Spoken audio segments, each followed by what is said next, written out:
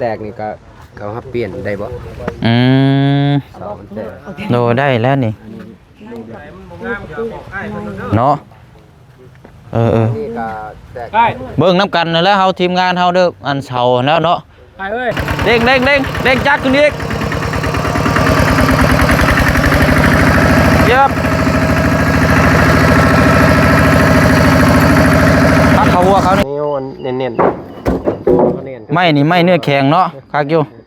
มันบ่เป็นไม่เนื้อโป่งมาฟังเสียงนี่เน่นเนาะปุ๊บโอ้1 2 3โอ้โธ่เอาอึ๊บเอา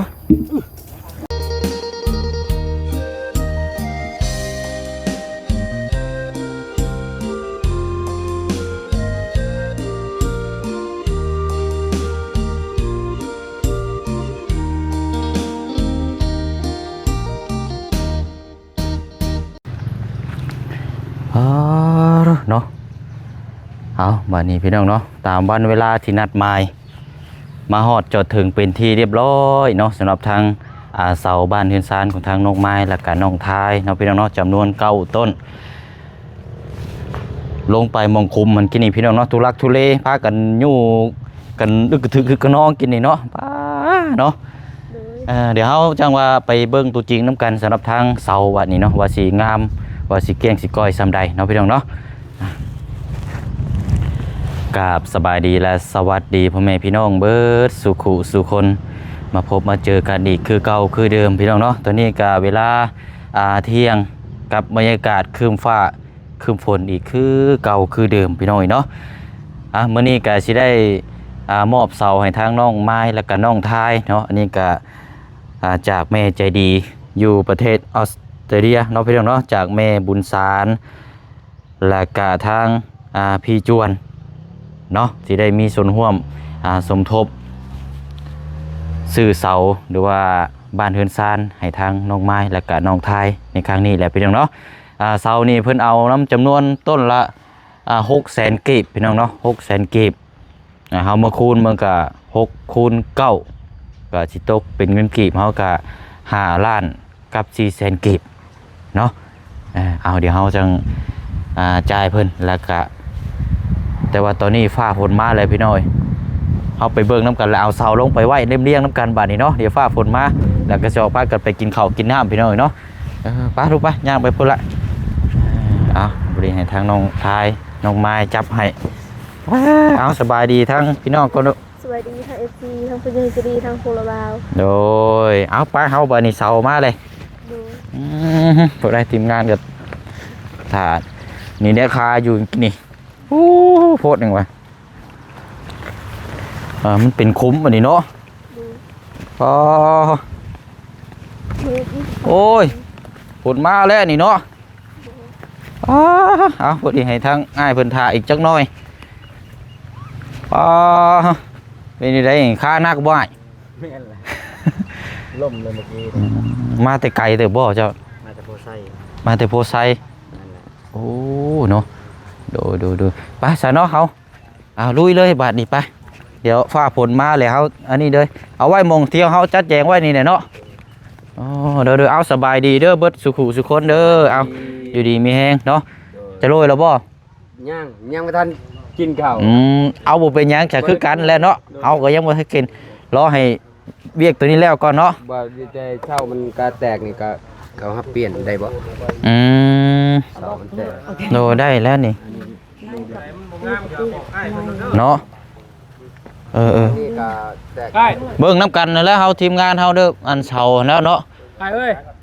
ไม่เจ้าบ่งามหมดส่วนเลยนี่บ่ผ่านได้นี่ติมันดำอันยาวเท่าไรก็4 เมตรพอดีเด้อบ่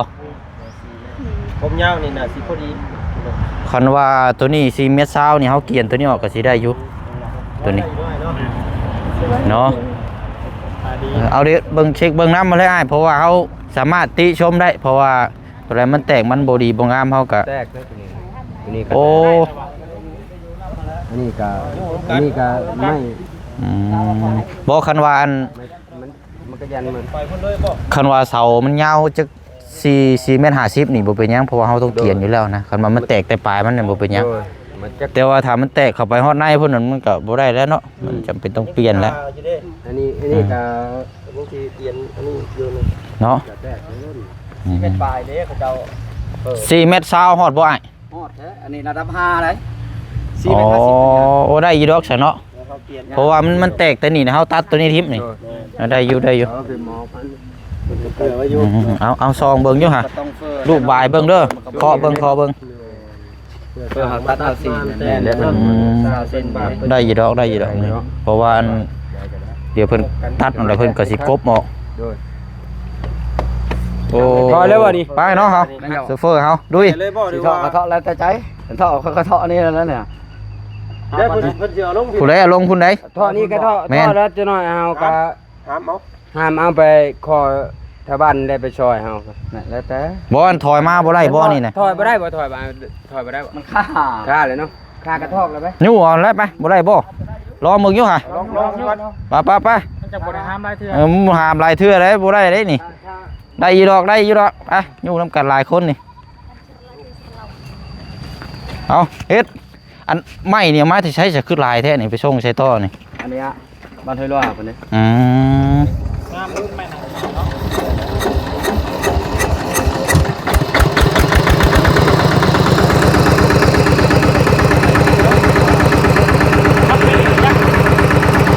เอา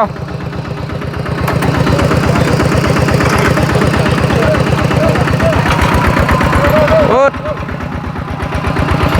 ได้อยู่เด้งจักรนี่เย็บพักเขาวัวเขานี่เลยวันนี้ อ่อนนะตัวนี้ก็ค่าแล้วสิ นี่ดึงเข้ามานี่ก็ได้นี่ มันอ่อน ว่าแต่บ่ให้เอาลงมองนี้ดินไหม้อันนี้นะให้เราดึงเข้ามานี่อีกน้อยนึงเพราะมันบ่ไกลปานใดนี่เข้ามานี่มานี่ดินโลมเลยว้าวเอาโจเมาอันนี้พอก่อนอันนี้ดินไหม้ไงครับเพราะว่าดินเดี๋ยวมันสิโลม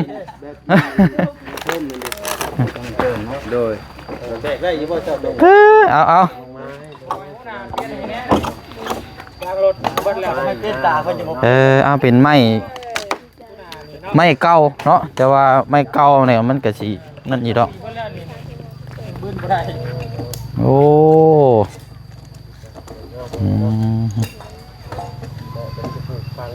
โจมอันนี้5 เมตรพุ่นเด้อันนี้เนาะ 4เมตร50 โอ้นี่ไม่5 เมตรนี่ขอเบิ่งนี่เสาล่างเราได้เสากลางเลยเด้นี่เนาะบ่ต้องต่อล่างได้นี่คันเบ็ดนี่ ได้คือกันแต่ว่า เนาะบ่จันเนาะเสากลางเฮ็ดนั่นได้นี่ จะบอกเรื่องหลายจะเด้อ งับเฮา เด้อมันกิ้งลงได้เอาคนทิ่มลงนี่ก่อนปลึ้งนึง ได้จังโจมเอาเนาะ กันโจมเอาบ่ โจมลำเลียงเอาโอ้ไม่เสร็จแล้วก็งามช่ำเนาะ ไม่น้อยนะ เอาเลยเป็นยัง กัก ต้อง นี้ ไล่มันก่อนว่ามันใช่จักตัวนะเฮายังบ่ แม่น เพิ่นไล่เนาะ ต้องไล่มันก่อน ทางเพิ่นไล่ก่อนเก็บต้นเหลือแล้วมัน ไล่เบื้องก้อนแล้วก็กับว่าอยากถามทั้งพ่อน้องไม้นํเพราะว่าอยู่เฮือนมีไม้คือนํบ่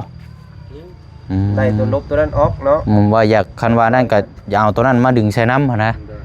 เราจังไล่เบิ่งเพราะว่ามันจะได้ประหยัดงบทั้งผู้ใหญ่เพิ่นน่ะเพิ่น ยังได้ซื้อในอื่นต่อ เฮาก็สิได้ดึงไปอีกอย่างหนึงเพราะมันก็ยังหลายอย่างอยู่เด้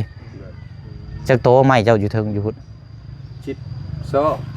12ก็พอดีเด้อเนาะ ไม่คือ ได้บ่จัน 2เนาะ หน้าฮุกแข้งฮุกหน้า5515แข้ง6 ไม่คืออันนี้ อ่านสรุปแล้วนี่ไม่คือนี่เฮาไล่แล้วเฮาบ่ต้องสร้างก็ได้เอาแต่ไม้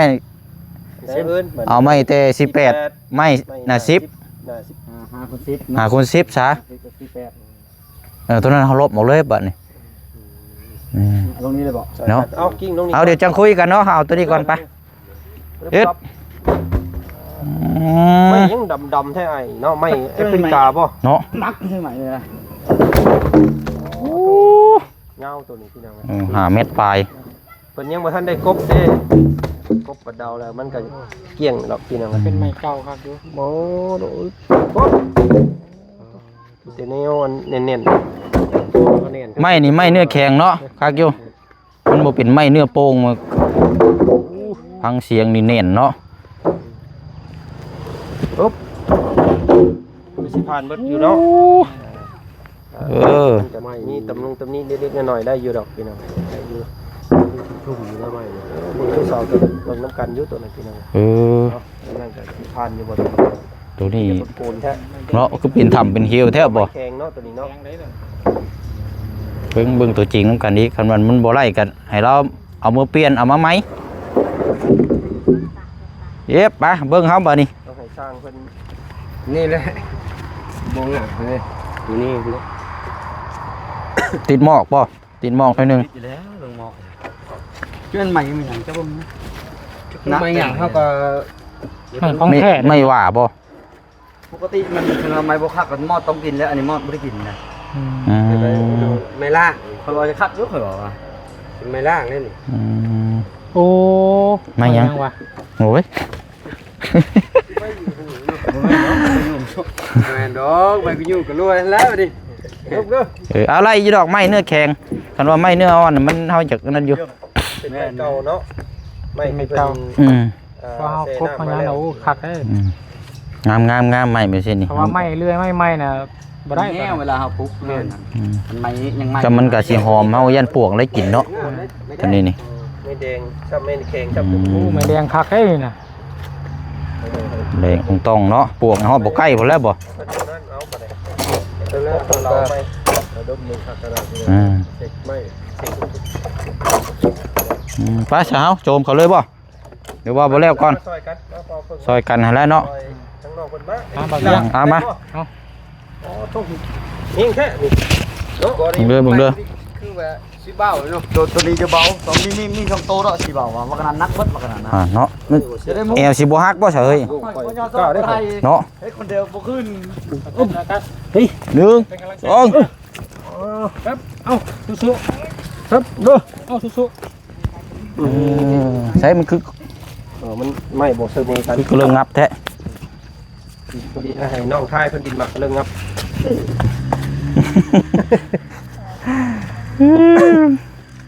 อ๋อตัวนี้นักได้นี่ นักตัวนี้เฮ้ย เนาะโอ้โถ ผมเอ้ 1 2 3 เกี่ยวของทางเก่า ยังบ่ทันได้กินอยู่โอ้นี่คักล้อใหม่ตัวนี้เนาะ ไม่แดงนะ ปองนึงบ่เป็นยังดอก แถวมึงพิษได้นี่แต่ว่าเฮาบ่มีเด้ เหย้าตัวนี้เนาะ ยาว5เม มั ต น ร ต้องได้ตัดตัวย า นี้ มันเนาะ บ่ต้องเลยตัดอยู่แล้วนี่ ตัด นะ อยู่แล้ว ดีๆเพื่อนๆมาให้เยี่ยมเลยอ่ะมาหนักบ่1 2 3ปอโถ ๆตาดาบอกว่ามันยังง่าย เอา ที่ไม่น่าชีพ อึบเอา บ่รู้จะสาวเต้นหั่นแซ่บ ได้อยู่ เดี๋ยวเพิ่นบาทเนาะเดี๋ยวเพิ่นบาท ได้อยู่ดอก เนาะขึ้นลายแค่ เนาะ เอาค่อยนี่ มาโจมรถมาเอา1 2 3 กระเป๋า เดี๋ยวเอาไปลาบัดนี้ เอาเด้ออย่ามองมือเจ้าหน้าข่อยสิโยนโอ้งามโลเนาะเสานี่ ตัดอยู่เราเราพันเยอะอ่ะ โอ้ ไว้ตัวนี้มา3คนนะตัวนี้เด้อ ใช่ มาไม่เท่ามาไม่ ไม่เอาใช้บ่ได้คนเดียว 1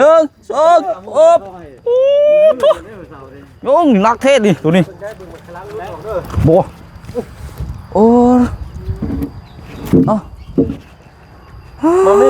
บอกไปล่ะ โน ไปเด็ดถ่ายเนี่ยลุงก็มาใส่อีกเดียวลุงมั่งหัวง่วมได้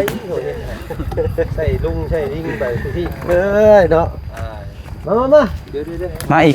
ทีต้นบ่เอาแหละได้เด้ออันน่ะเดี๋ยวเฮาสิ เอาคนเอาสบาย เดี๋ยวเฮาสิโอนให้ดอก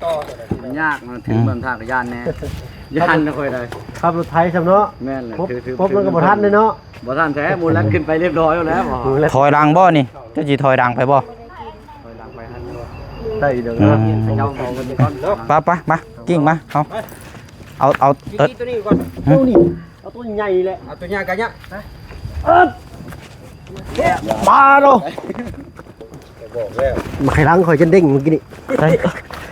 โอ้ยเหยียบตีนค่อย เอาเด้อ โอ้ยโอ้ย ตอนแรก โอ้ย เอาตัวใด เอาตัวนี้เอาตรงน้ำหนักนี่ ลงนักบ่เอา1 2 โอ้ ให้ตัวนี้เนาะโอ้เนาะไปดูไป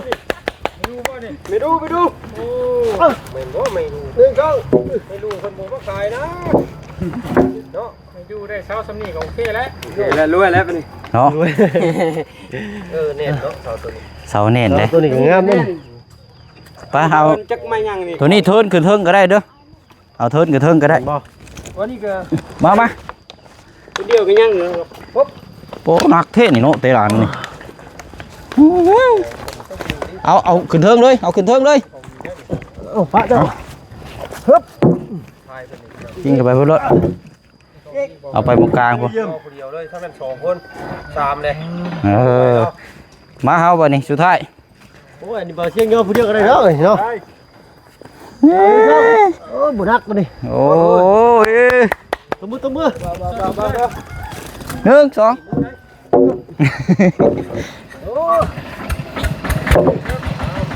อืม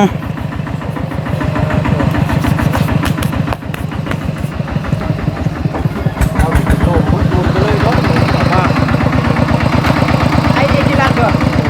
ไอ้จิรันก็จัก เดี๋ยวเอารถจักรของนี่ สบายบาดนี่ เอารถจักรของไงนะ เล่นเด้อ ว่าอยู่เอา ถ่ายรูปถ่าย เอาขาเลยถอยหลัง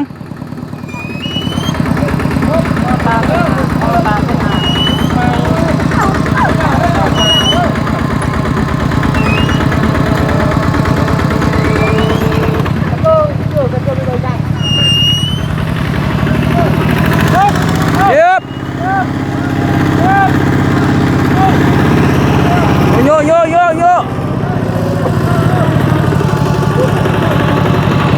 ดูจอดก่อนเหยียบไหมโอ้ประธานได้เร่งเครื่อง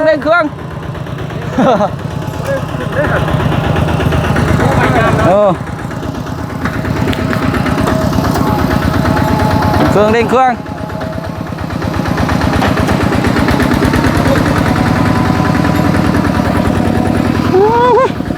คืออะไรข้าย่อยบ้านนี่โอ้เอาเนาะแวะชมเบิ่งน้ำกันเสาโอ้ยงามเลยขวาเนาะเฮ้ยว่าเราก็สิอยู่เรื่อยเด้อเฮ้ย พอได้อยู่กัน เอ็ด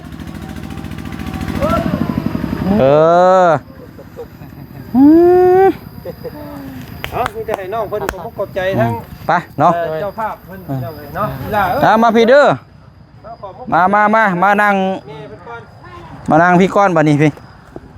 โอ้ยงามหลายพี่น้องเนาะเสา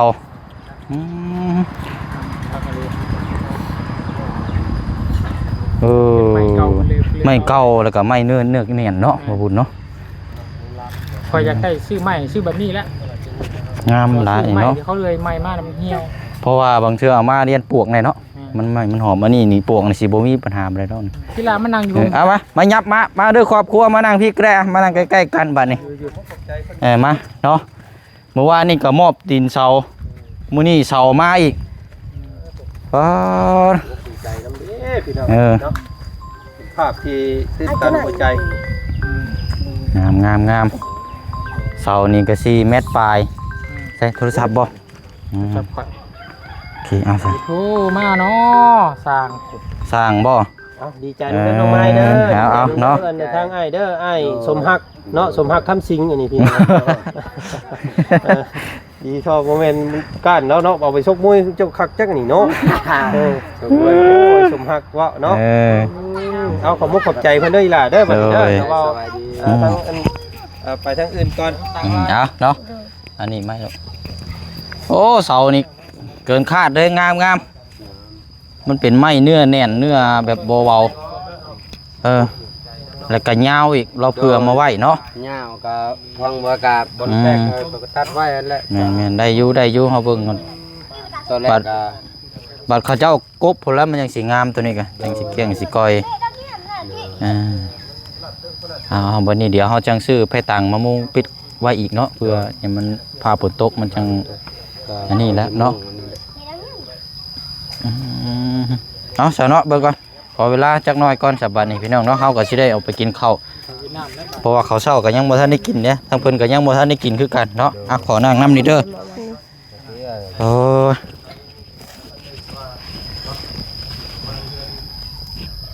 นี่เดี๋ยวว่าตามนั่นแหละบัดเสียงยัง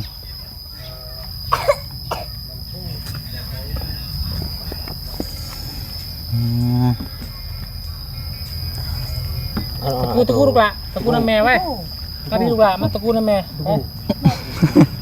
ตะกูน้ำแม่ไว้ลูกชาย เนาะเอาเนาะก่อนอื่นก็แสดงความยินดีนํเด้อทางครอบครัวได้ตีนเสาแล้วก็ไล่เสามาแล้ววันนี้เนาะเดือแต่ทั้งเป็นไม้เส้นไม้18ไม้อย่างต่างๆอะไรพี่น้องเอ้ยเนาะที่เฮาเดี๋ยวติดตามเบิ่งนำกันแล้วจะเมื่อเบิ่งไม้อยู่เฮือนเราอีกแน่ที่ว่าไม้ไม่คือแล้วเนาะพอได้แบ่งเบาภาระจากทางผู้ใหญ่เพิ่นแน่เพราะไม้ก็มีอยู่เด้เนาะ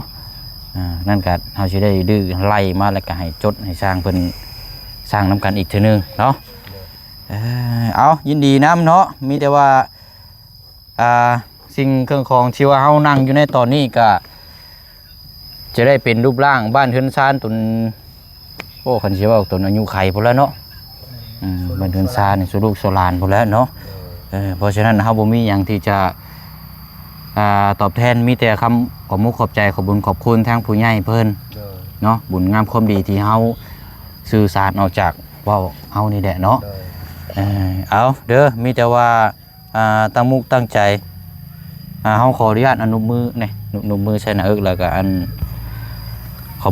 ให้ทางน้องไม้เด้อฝากขอมุกขอบใจเอิ้นชื่อให้เอิ้นแม่ก็ได้เด้อแม่บุญสารและก็ทางพี่จวนเนาะที่เสาเนี่ยลูกเด้อเอาอวยพรอุไสให้ทางแม่เพิ่นแน่เนาะขอบใจเด้อทางแม่บุญซานทางแม่บุญจวนให้โชคดีมีแห้งนี่เด้อให้ร่ำให้รวยมีสุขภาพแข็งแรงไปสิได้มีแต่โชคดีให้ยุ่งยืนนอนได้เงินหมื่นตื่นได้เงินแสนเงินล้านคนเจ็บอย่าได้คนใครอย่ามีขอบใจทางทีมงานทุกคนมีแต่โชคดีมีแห้งให้ร่ำให้รวยให้สุขภาพแข็งแรงไปสิได้มีแต่โชคดีนี่เด้อขอบใจเด้อโดยเอาทางน้องทายเนาะขอบใจเด้อทางแม่จูนทางแม่ซานให้อยู่ดีมีแห้งให้ลำให้รวยไปทางไรมีแต่โชคดี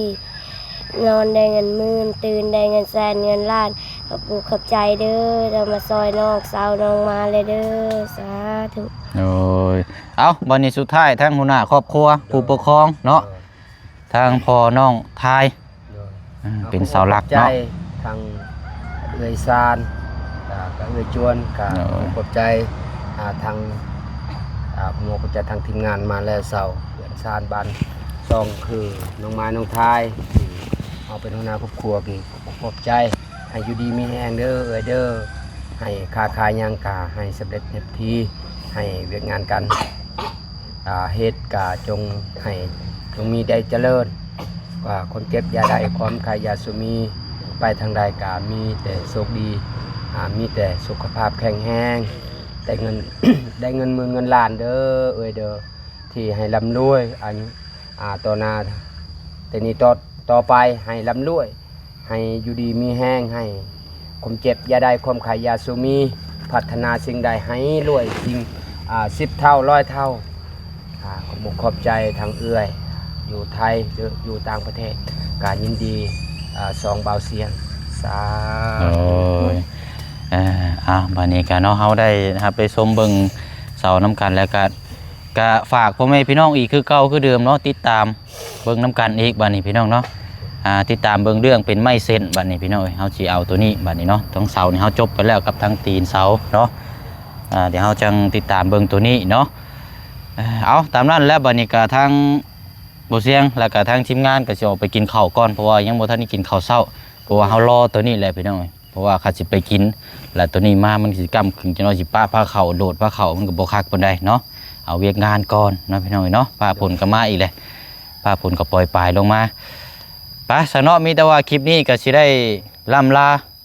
ไปอีกคือเก่าคือเดิมเด้อเนาะขอบมกขอบใจขอบบุญขอบคุณทางแม่บุญสารแล้วก็ทางพี่จวนเนาะที่มีส่วนร่วมสมทบสร้างบ้านเฮือนซ่านในทางน้องไม้น้องท้ายหรือว่า2พี่น้องที่พี่น้องติดตามแล้วก็ครับชมรุ่นน้ำกันในตอนนี้เนาะขอให้อยู่ดีมีแห้งอยู่เย็นเป็นสุขทุกกายทุกใจความเจ็บอย่าได้ความไข่ยาสุมีเด้อเนาะขอให้บุญรักษาเทวราคุ้มครองทางผู้ให้และก็ทางผู้รับทางผู้เบิงผู้แย่งเนาะจากแม่บุญสารแล้วก็ทางพี่จวนอยู่ประเทศออสเตรเลียเนาะเอาอยู่ดีมีแห้งร่ำรวยบ๊ายบายเด้อพี่น้องสบายดี